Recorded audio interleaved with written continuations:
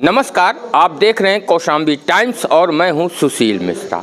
आज पूरे देश में गणतंत्र दिवस मनाया जा रहा है।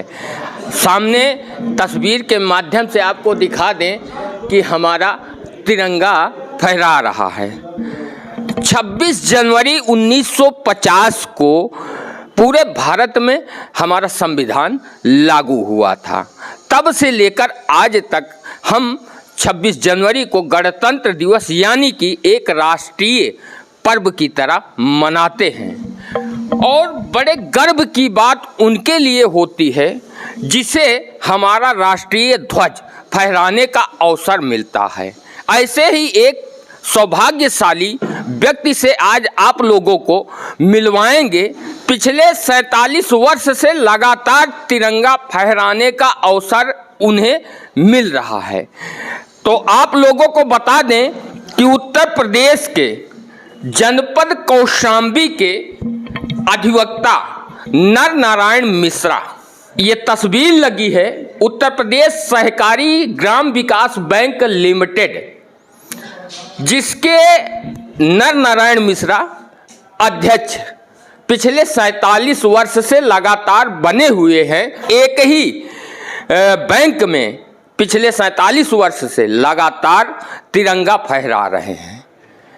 हमारा तो यह मानना है कि शायद पूरे भारत में ऐसा कोई व्यक्ति होगा जो एक ही संस्था से लगातार पिछले 47 वर्ष से तिरंगा फहरा रहा हो। Guinness book of world record में इनका नाम होना चाहिए और इनको सम्मानित किया जाना चाहिए। हमारे साथ हैं अधिवक्ता नर नारायण मिश्रा जी और इनके विषय में बता दें कि मॉडल बार एसोसिएशन कौशाम्बी के अधिवक्ता संघ के कई बार अध्यक्ष भी रह चुके हैं, ब्लॉक प्रमुख भी रह चुके हैं। मिश्रा जी, स्वागत है कौशाम्बी टाइम्स में।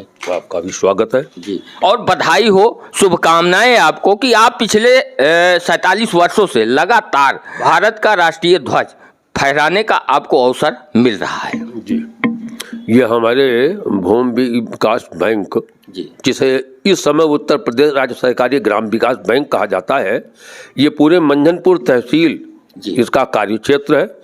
और यहाँ की जनता के प्रति जो हमारे यहाँ के मेंबर हैं, हम उनके आभारी हैं कि उन लोगों का हमेशा सहयोग रहा है। और 1976 में मैं पहली बार निर्विरोध हुआ हूँ, उसके बाद 2 बार इलेक्शन हुए हैं और फिर उसके बाद लगातार 11 बार चुनाव हुआ है और हमेशा मैं निर्विरोध अध्यक्ष होता रहा हूं। ये हमारे क्षेत्र की समस्त जनता का सबसे बड़ा सहयोग, प्यार और स्नेह। ये मंझनपुर की जनता का प्यार है या आपकी छवि दबंग किस्म की है जिसके कारण आपके सामने कोई प्रत्याशी नहीं आता? नहीं, हम तो ये मानते हैं कि हमारे क्षेत्रीय जो भी यहाँ के मेंबर हैं, क्षेत्रीय जनता है, क्षेत्रीय हमारे सहयोगी हैं, उनका सबका प्यार और स्नेह और सहयोग है। कैसा महसूस करते हैं जब आपको राष्ट्रीय ध्वज फहराने का अवसर मिलता है और जब आप राष्ट्रीय ध्वज को फहराते हैं? अब शरीर और दिमाग तो गौरवान्वित होता है, क्योंकि जहाँ तक मेरा अपना स्वयं का अनुभव है, उत्तर प्रदेश में नहीं बल्कि पूरे देश में कोई ऐसा व्यक्ति नहीं होगा जो अनवरत 47-48 साल तक लगातार एक किसी पद में रह करके, किसी सहकारी संस्था में अध्यक्ष के रूप में रह करके और उसने राष्ट्रीय ध्वज का सम्मान करते हुए उसे फहराया हो। ऐसा मौका तो मैं समझता हूँ हमारे प्रदेश में कोई शख्स नहीं है जी, जहाँ तक मेरा अपना खुद का अंदाजा और तो Guinness book of world record के लिए अप्लाई आप क्यों नहीं करते? अब उसके संबंध की क्या प्रक्रिया है, अभी उस प्रक्रिया से वाकिफ न होने की वजह से वो प्रयास नहीं कर सके। क्योंकि आप अधिवक्ता हैं, इन प्रक्रियाओं की जानकारी आपको होनी चाहिए और नहीं है तो करनी चाहिए। अब प्रयास करेंगे जानकारी करके जी। एक बार ये कोशिश करेंगे कि इसको भेजें गिनीज बुक में लिखाने के लिए जी। इस समय देश की राजनीति धार्मिक रूप से गर्म है, क्योंकि बिहार के शिक्षा मंत्री प्रोफेसर चंद्रशेखर और उत्तर प्रदेश के समाजवादी पार्टी के नेता स्वामी प्रसाद मौर्य ने गोस्वामी तुलसीदास जी द्वारा रचित रामचरितमानस की कुछ चौपाइयों को लेकर आपत्ति उठाई है कि उनका कहना है कि इससे वर्ण विशेष का अपमान करने के लिए गोस्वामी तुलसीदास जी ने इन चौपाइयों की रचना की है और रामचरितमानस को पूरी तरह से प्रतिबंधित किया जाना चाहिए। तो आपका क्या मानना है? क्योंकि आप अधिवक्ता हैं, विद्वान हैं और एक ब्राह्मण भी हैं, ऐसे में आप क्या सोचते हैं इस विषय में? ये उनकी सोच सरासर गलत, निराधार है और बहुत ही संकुचित विचारधारा से उन्होंने इसका अर्थ लगाते हुए इसकी व्याख्या की है, जो बिल्कुल गलत है। ये जो शूद्र को शूद्र कहते हैं, वो शूद्र का मतलब शूद्र से नहीं है, वो क्षुद्र से है, और नारी से मतलब समस्त नारी से नहीं है, उससे है जो आचरण में सही ना हो। ये इन्होंने गलत व्याख्या की है खाली राजनीति के तुच्छ स्वार्थ सिद्धि के लिए। और यदि सही तरीके से रामचरितमानस का अध्ययन करें और उसको समझें तो गोस्वामी तुलसीदास जी ने पूरी समाज की एक एक रूपरेखा को उसमें अंकित किया है। भूत भविष्य वर्तमान तीनों देखिए तो तीनों चीज़ें उसमें बिल्कुल वर्णित हैं और तीनों चीज़ें उसके पढ़ने के बाद जाहिर होती हैं। कहीं उन्होंने किसी वर्ग का, किसी चीज़ का कोई उन्होंने न भेदभाव किया है, न कहीं उन्होंने पक्षपात किया है। जो भी कहा है लोगों के आचरण के विषय में कहा है, किसी व्यक्ति विशेष और व्यक्ति उसके संबंध में उन्होंने नहीं कहा। जो ये उदाहरण लेकर के अपनी राजनीतिक रोटी सेकना चाहते हैं, उसका मतलब सिर्फ इतना है। इन लोगों ने जिन चौपाइयों को लेकर आपत्ति दर्ज की है, ढोल गंवार शूद्र पशुनारी सकल ताड़ना के अधिकारी, विद्वान इसकी व्याख्या अपने हिसाब से बता रहे हैं कि जहां पे ताड़ना शब्द का प्रयोग किया गया है तुलसीदास जी द्वारा, वहां ताड़ना का मतलब मारना नहीं, निगरानी रखना है। तो आप क्या कहना चाहते हैं? यही है ताड़ना का मतलब यही है कि यदि गलत हैं अपने आचरण से तो उनकी निगरानी होनी चाहिए, उनकी देख रेख होनी चाहिए, उनको तारीफ किया जाना चाहिए कि ताकि भविष्य में इस प्रकार की कोई गलती न करें।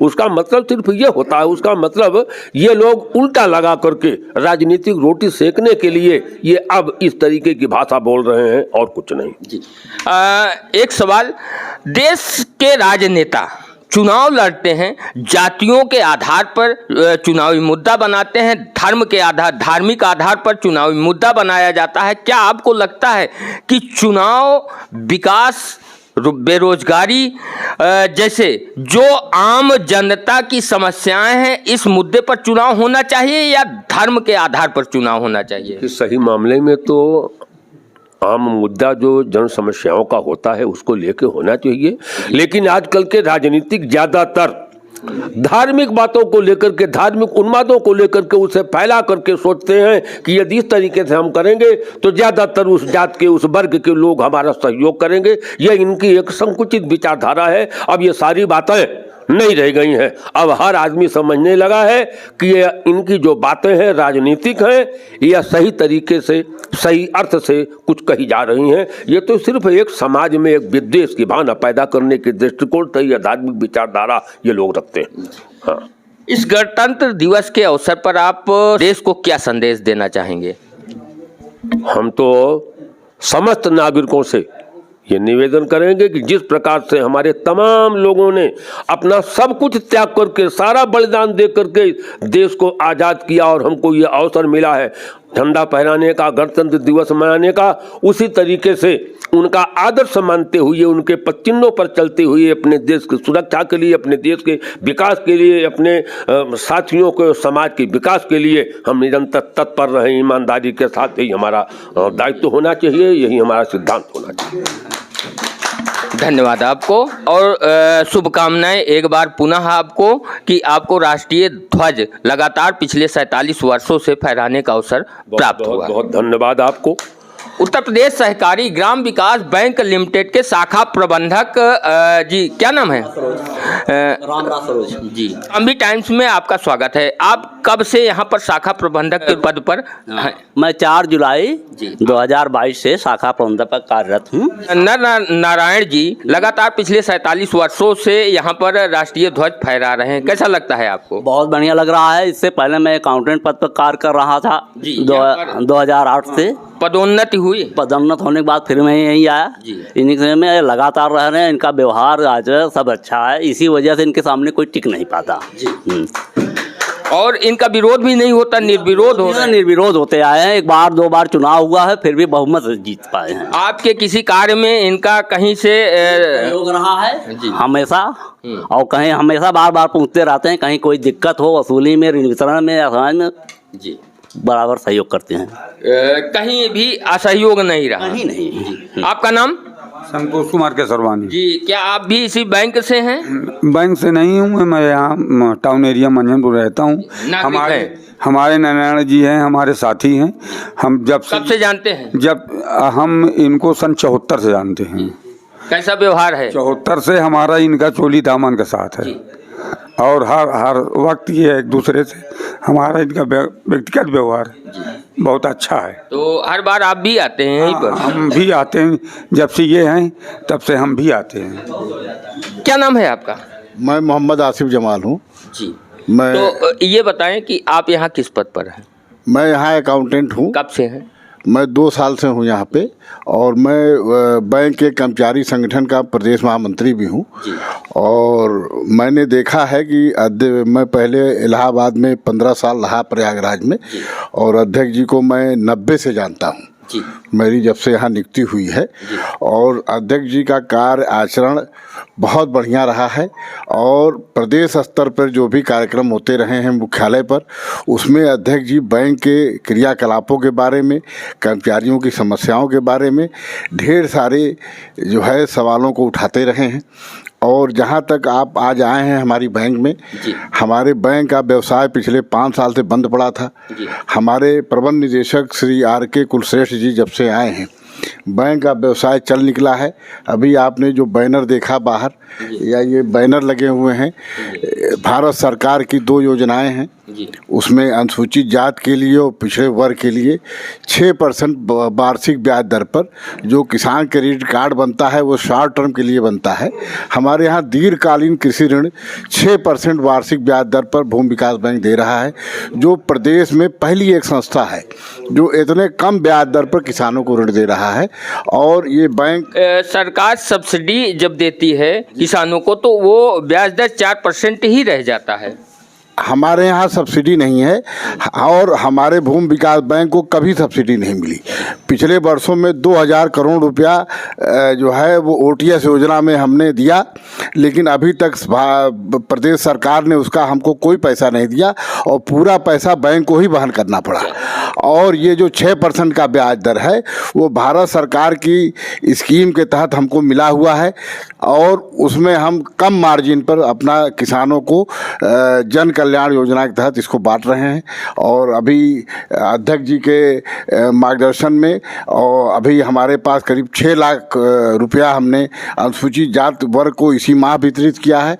और NBC FDC में लगभग 25 लाख रुपया हमने करीब 20 किसानों को लाभान्वित किया है इस वर्ष। और हमारा लक्ष्य होगा कि इस वर्ष मार्च तक हम लगभग 1.5 करोड़ रुपये का ऋण वितरण का लक्ष्य अपना पूरा कर सकें। यहाँ पर समस्त स्टाफ है। आपका नाम? मेरा नाम डॉक्टर सुरेंद्र सिंह है। मैं फील्ड ऑफिसर हूँ यहाँ पर, और मैं 3 साल से हूँ। अध्यक्ष जी के मार्गदर्शन में बहुत अच्छा वर्क यहाँ हो रहा है। यहाँ सबसे बड़ी बात है कि अध्यक्ष जी हमारे बहुत ही डायनामिक पर्सनालिटी के हैं, और हर तरह सहयोग करते हैं, ऋण वितरण वसूली में भी, और हम लोगों को मोरल सपोर्ट करते हैं। सबसे बड़ी बात ये है। संतुष्ट हैं आप इनके आचरण और व्यवहार से? बहुत ही संतुष्ट। क्या आप लोगों के ऊपर कभी इनका दबाव रहा है? नहीं, कभी भी नहीं। हरदम पॉजिटिव ही रिस्पांस दिए हैं, निगेटिव कभी भी अप्रोच नहीं रही। तो ये थी छोटी सी बातचीत। आप लोगों को क्या लगता है कि हमारे भारत देश में कोई ऐसा और व्यक्ति है जो पिछले 47 वर्षों से लगातार भारत का राष्ट्रीय ध्वज फहरा रहा हो, और वो भी एक संस्था से? अगर है तो कमेंट करके ज़रूर बताएं। और अभी तक आप लोगों ने हमारे YouTube चैनल कौशाम्बी टाइम्स को सब्सक्राइब नहीं किया है तो कृपया सब्सक्राइब करें और इस वीडियो को ज़्यादा से ज़्यादा लोगों तक पहुंचाएं।